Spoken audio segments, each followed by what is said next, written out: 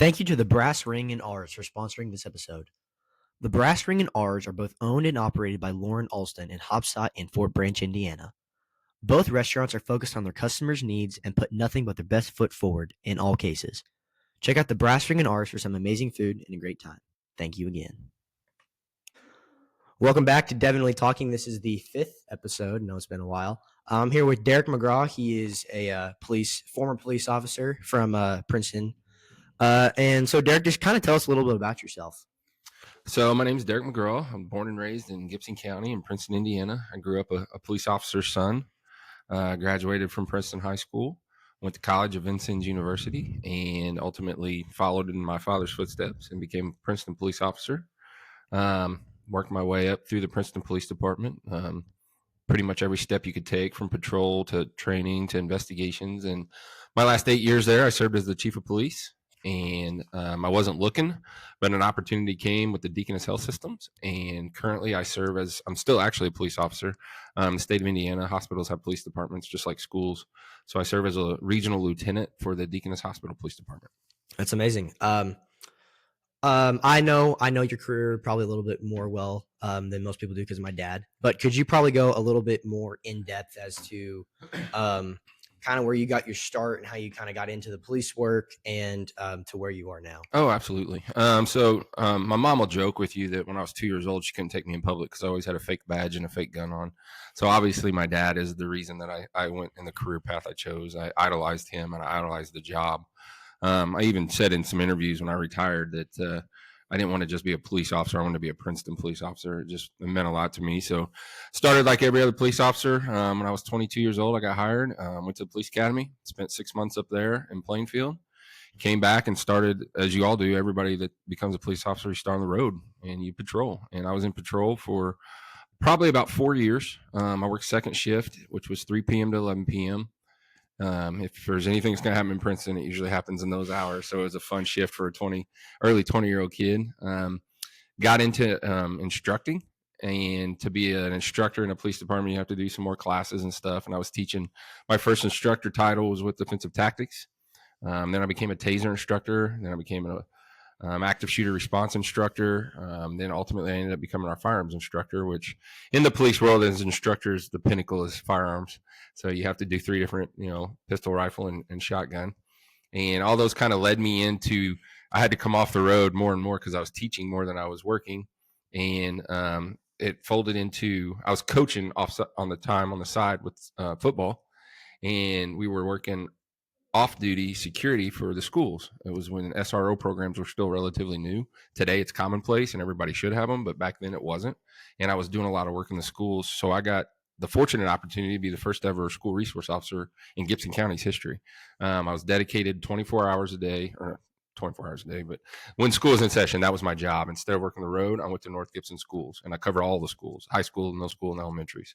That obviously SRO program has evolved dramatically since then. But I was fortunate enough to get into that. I wasn't there very long, and they promoted me out to detective sergeant, where I actually became twofold. Benefit of working at a small police department is you get to wear a lot of hats. You go to a large agency, you become an investigator, and you only investigate this crime. So you might investigate check frauds, or you might investigate just murders or whatever. Princeton Police Department, you do it all. So my primary focus was kid crimes, to be honest with you. I was certified forensic interview, to where I interviewed all the victims of bad things that happen to kids, whether it be sexual assault or batteries or whatever. I was specialized in how to interview them. The fun aspect of investigations, I also got certified as a narcotics detective. So I went to the DEA dangerous drug school, and I've done a lot of undercover buys. I personally didn't do the hand-to-hand buy. I was running the source. But 1, 2 o'clock in the morning, you'd be out. We called it doper time back then. You just never knew when you were going to buy dope. But for about 6 years there, I was an investigator working both of those types of cases. It was fun. I'm glad I did it when I was younger because I didn't need a lot of sleep back then.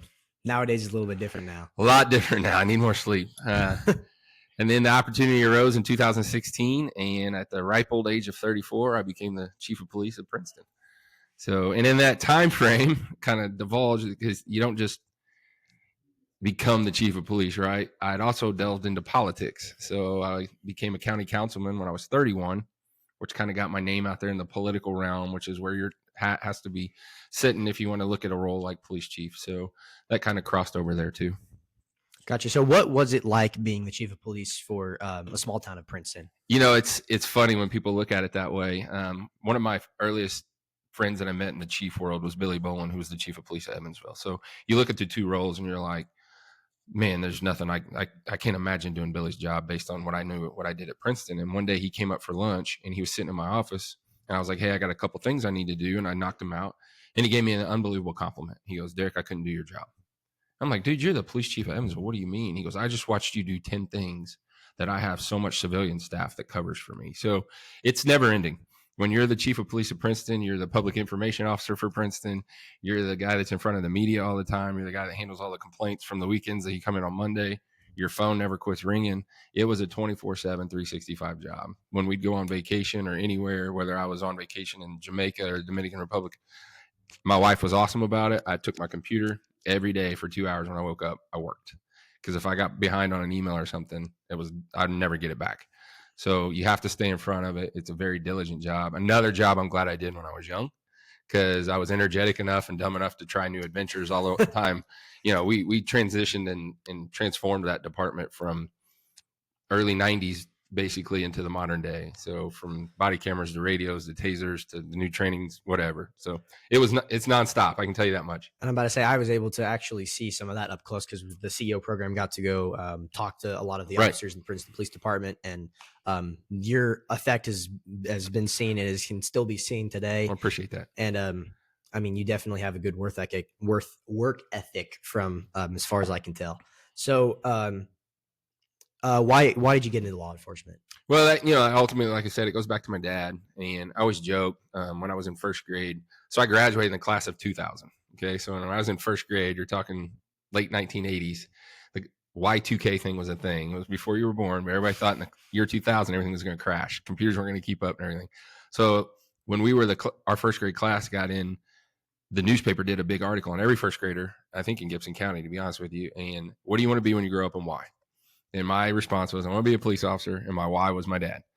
And then my dad retired. My mom saves everything. She's a scrapbooker. She had that framed and I gave it to him. I presented it to him. And I said, I wanted to be a police officer because of my dad. And I looked him right in the eye and I was like, couldn't you have been a lawyer or a doctor or something different? But, because your parents kind of shield you from the bad things in the world. And I didn't know how bad the job actually was and the things you see. Compared to, I just thought it was fun. You drive a police car really, really fast and you chase people through the fields and stuff like that. Yeah. But there's a whole lot more that goes into it, obviously. 100%. So, what's the difference in working for being on the police department for Princeton and going to work for a private company like Deaconess? Right. I get asked that question every day, honestly. And it's so hard to explain. So when you work for the government, and there's politicians that are involved and you have to, try to make sure that the politicians' needs, because they represent the constituents that are the cities and the communities you work in, and they all have needs and desires, and you have to try to figure out how to fit that into whatever you're doing in your operations. Right. Going to the private sector, my role as a police officer is still my role. I still enforce all state statutes and all state laws, but our role is protecting that hospital and the grounds of the hospital and the employees of the hospital. And we've talked about it a little bit as it's come up because it's still a relatively new police department. Deaconess really takes ownership of the safety and security of their employees, because there was a national study done on exit interviews with medical professionals leaving the medical field. Post-COVID, a lot of people were leaving the medical field. And one of the things, like a high percentage, almost 60%, were saying they didn't feel safe and secure in their work environment. Well, Deaconess took ownership of that and said, we're going to make it safer. So every hospital in the world's had off-duty cops working forever. They're like, we're going to own this and we're going to bring it in. And the big difference is, what we need to get done, we get done pretty quickly. I mean, with the government, everything works at a snail's pace. I mean, right. It's just a snail's pace. When we need to make something happen in the Deaconess world, it happens pretty quickly. Not a whole lot of red tape. Not a whole lot of red tape, and they want the best of the best, and they want it to be safe and secure. The stress level's off a little bit. I mean, there's always going to be stress in every job, but if the stress levels change dramatically. But working for a private sector compared to working for government, it's hard to explain in words. Yeah. So what was it like having to start that security program at the Princeton Hospital? At Gibson, it wasn't bad at all. I'm glad I would like to have been there to start. So Deaconess Police Department was in existence. at Midtown and Gateway and Cross Point and Henderson. But it hadn't expanded yet, and they started buying regional hospitals. Gibson was one of them. We were working at Gibson off duty when Deaconess had already bought them, and they just stayed with the off duty. And then they decided to transition to the Deaconess Police Department. They asked me to come do it, and that was pretty cool. And I always joked when I took over as a police chief, it was a remodel. I bought a house and I'm remodeling it. When I started as lieutenant and started the police department at Gibson Hospital, it was like a brand new build. So everything that I'd screwed up, I knew not to do, and it was all brand new. So, it was like, I know this doesn't work, so we're not going to do that. I know this works, so we can do that. So it was really cool. And I guess I did a good enough job that they gave me the regional title. So we started the Memorial Hospital in Jasper, same scenario. And so in 1 year, we got 2 police department and regional hospitals launched. So it's been pretty fun. That's awesome. It's good for you. So we're going to take a little segue into a section I like to call Any and Everything, where we'll talk about just some more fun questions. So what was your football number? I wore 2. I started as an offensive lineman my freshman, sophomore, junior. I wore number 66. And then my senior, I transitioned to running back, so I had to change numbers. And we didn't have the number 6, and they had to special order it for me. And the coaches were really mad because I had a special order jersey. But my mom knows nothing about football, so she didn't know where positions lined up. I was like, if you don't let me wear number 6, she'll never see me play a game, even though she'll be in the stands. So, yeah, that's kind of a little funny backstory on that. Awesome. So any memories from your time playing high school sports, or specifically high school football, that stand out to you? All of them, actually, but high school football is what molded me into what I am. I always joke that football is one of the harder sports. I mean, your off season that starts the season is in the dead of the summer, and you're wearing football gear, and you're at 2-a-days, which we don't really do anymore, but you used to have 2-a-days. You get there at 6 o'clock in the morning, and you start your morning, and then you go home for a couple hours in your day. But it molded me in the sense that if you want to do anything good, you're going to have to really, really work your butt off. I was starting center my sophomore year at 5'9", I weighed 160 pounds, and I got mowed down a lot. I got ran over, I got beat up, and it made me realize I didn't want to do that no more. So I had to work my butt off, and I lived in the weight room all the time, and you had to take on account what you put in your body for calories and gain the weight right and get strong, and then you had to focus. And I was fortunate enough to be able to play linebacker, which is kind of the quarterback of the defense, and you got to learn every position. And it just really molded me into the work ethic that I have and understanding that going through the mud and the muck makes you a better person at the end, because every hill that you climb is just a little molehill at the end of the day after you've climbed that hill. So all that stuff that you put behind you is not a big deal anymore. You're like, oh, I dealt with that yesterday, I don't know how to handle this. But when you're dealing with it brand new, like trying to figure out how to defend a 250-pound middle linebacker who's going to run you over, well, I got to get bigger and stronger. I couldn't do that automatically. I had to work my way up to it. So where the time I was a senior, we had a lot of fun, and I was able to do that. And that's no different in the work field either. Yeah. So if you could be any piece of furniture, what would you be and why? That is a question I don't think I've ever thought about in my life. Any piece of furniture. I'll say the kitchen table. So many good conversations happen around the kitchen table. I love food and family time and all those things happen at the kitchen table. And I'm sure a lot of them happen with my dad. A lot with your dad there, yeah. What's a useless talent that you have? Oh, man. I probably would say all of my talents are useless. What is something that's useless that I can do?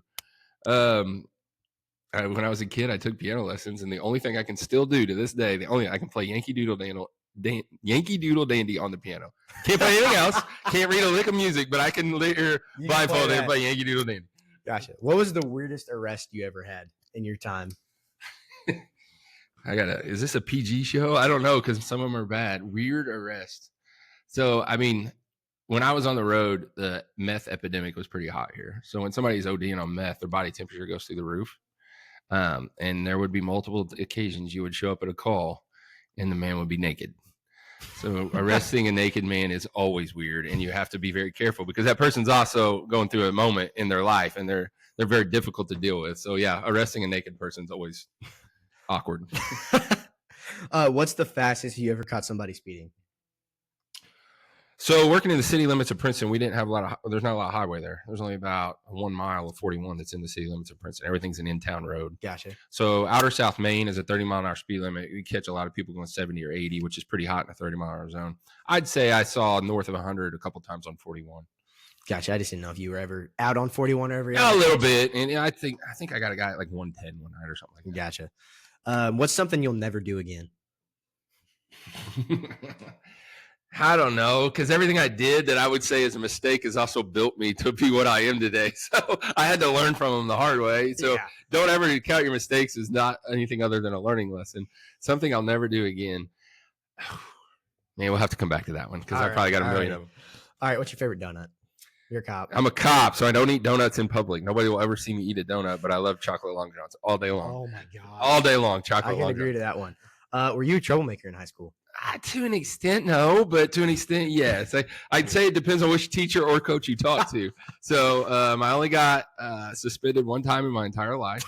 And it's a great story. And like I said, you live from your past. So here's a mistake. One thing I'll never do again. I got caught mooning. Got caught mooning one time on a school field trip, and I got a day of suspension for that. So my dad did not find it as funny as I did. I can assure you of that. Oh, man. What is your favorite sport? Hands down football, but I play golf every day I can. But I'll watch football till the sun's up, sun's down. I can agree to that one. What sports have you coached in the past? I know coached all of them. So when I was about 14, I started working at the boys club in Princeton, and I started coaching basketball. I started coaching youth baseball, little league baseball. When my kids were little, the sport that I despised the most, and God love them all because they're the best athletes in the world, I can't stand soccer. I'm your typical football. I have actually coached soccer at the youth level. I knew nothing about it. I said kick the ball that way. I was a high school varsity and JV at different occasions football coach, and then I was a high school softball coach most recently. Gotcha. So, what do you do for fun? I know you probably have a little bit more free time now than you did as you were the chief of police, but what was something you would do to kind of unwind and kind of have your me time? All day right now is golf. I just love golf. And now my son's picked up the sport and has gotten really good at it, but it's always been golf. It's the most difficult sport I've ever played in my life because I'll never be good at it, but I just love it's relaxing for me to go out there and just disgrace myself on the golf course. Awesome. So where did you go to college and what for? Well, this is the best part of the story because I went to Vincennes University, which is predominantly one of the best law enforcement programs in the area, probably in the section of the nation. Like they have a very high regard for their law enforcement program. I went to Vincennes University for automotive technology.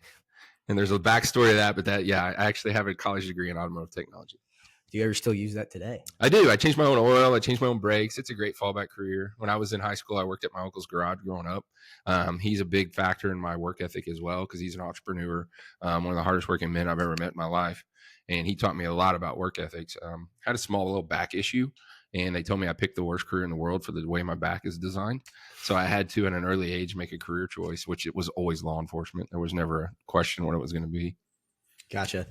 I'm about to say, you big car guy? That's something you're into? Or? I love cars. I don't work on them as much as I used to anymore. Like I can fix my own stuff minimally. But yeah, absolutely, I love cars. That's good. That's something that's probably my number one. Yeah, I love cars. That's something I can do. I can talk that all day. Yeah. So, what was Princeton like in the late 90s?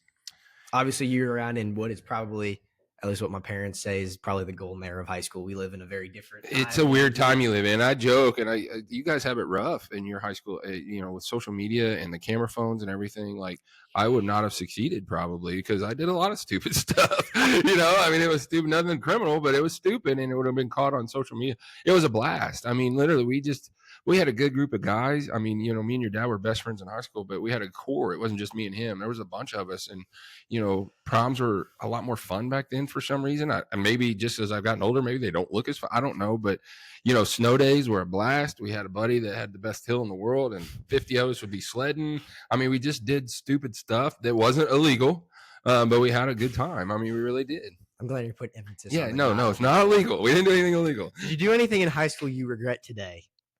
Oh, I'm sure 100 things. But it kind of goes back to the other question. Like everything I did that I made a mistake kind of molded me to who I am today. Because see, I'm thinking of one that I know. All right. I'm thinking of is the oil. Yeah, and that's a very and absolutely I do regret that one. I can honestly raise my right hand and say I did not pour any oil. I had zero. My fingerprints are not on any oil, and that was supposed to be the best senior. And I was only a junior when that happened. I was just involved with the senior class. It was just supposed to come. It was Gibson Southern Princeton rivalry week. And we were supposed to, somebody had access to an outhouse that they were going to paint maroon, and we were going to say Gibson Southern locker room or something like that.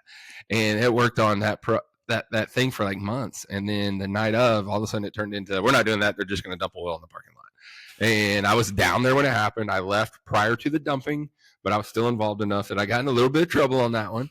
And absolutely big regret because that was just dumb. I'm about to say, who got called? Oh, what is the environmental department they got called? EPA had to come in. EPA My wife actually went to Gibson Southern and was there at the time. And she said the next day when they couldn't go to school because the EPA had the parking lot shut down, we missed because they did it at night. They dumped the oil at night. It was just, not an intelligent move. Hindsight, that was dumb. Gotcha. So what is the rivalry between Gibson Southern and Princeton like from the Princeton side? Because obviously I know what it's like from the Gibson Southern side, but what is like Princeton's viewing of us? If you can't get up for that rivalry, you just can't get up for anything confrontational or whatever. And it's fun. And as long as we always keep it clean, but even back in the day, so there was the early 90s football programs at Princeton were really good and pretty dominant. And they had established this. They used to go to Sandy's Pizza every Wednesday after practice. The week that Gibson Southern Princeton played, we couldn't go to Sandy's Pizza. That was just a thing. Like everybody knew Princeton's coming, so we don't go to Sandy's Pizza on that. It was all fun. Like nobody ever got hurt, or you trade some verbal jabs, but that would be it. And at the end of the day, the guys that I played high school football against that played for Gibson Southern were close. I talked to them all. Kelly Engler and Tristan Dressler and Andy Lowry. They were big studs for that program when I was up here at Princeton, and now we talk all the time. So it's a great rivalry. Anytime you get schools that are only 12 minutes apart, you're going to have that kind of rivalry, and you just hope it's competitive. And I see it now.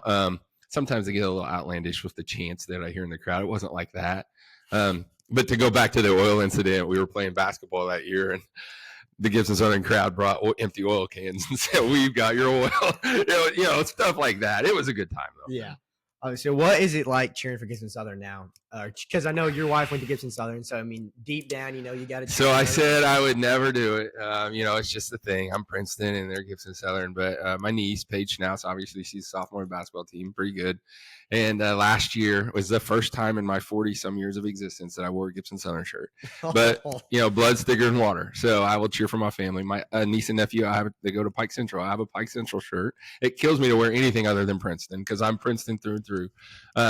But at the end of the day, it comes down to as well, I'm the guy, though, that's the second the state tournaments start, and whatever sport it is, as soon as Princeton's eliminated, I'm rooting for our county schools, whether it's Wood Memorial or whether it's Gibson Southern. I want to see them go as far as they can because they're Gibson County schools. So I will root for them quietly, never when we play them. I can assure you of that. I'll root for my niece quietly, but not when she plays Princeton. This is maybe whenever we come to the football stadium back there. Yeah, that might get you a little nervous. Yeah. Anyway, so Derek, just some final questions here. Thank you for coming on the show. Absolutely. I was honored that you asked. Glad to have you here. So any last closing thoughts for us? No, man. I love the CEO program that you guys are doing. I love that this podcast thing, because this is the way of the future. This is how people are going to get their information. So much false information is on social media. So making sure you keep it clean and honest and asking good questions. Kudos to you, buddy. Bright future. And I'm excited for the CEO program. I love to see it. I'm about to say we put in a lot of good work. I think sometime soon I'm going to do an episode with all the CEO kids. You get to hear all of their personal businesses we've been working very hard on to make some actual decent money off it. And hopefully we end the year with a bang. I love it. It's good stuff, right. Devin. Thank you, Derek. Thank you. Thank you to the Brass Ring and R's for sponsoring this episode. The Brass Ring and R's are both owned and operated by Lauren Alston in Hopsot and Fort Branch, Indiana. Both restaurants are focused on their customers' needs and put nothing but their best foot forward in all cases. Check out the Brass Ring and R's for some amazing food and a great time. Thank you again.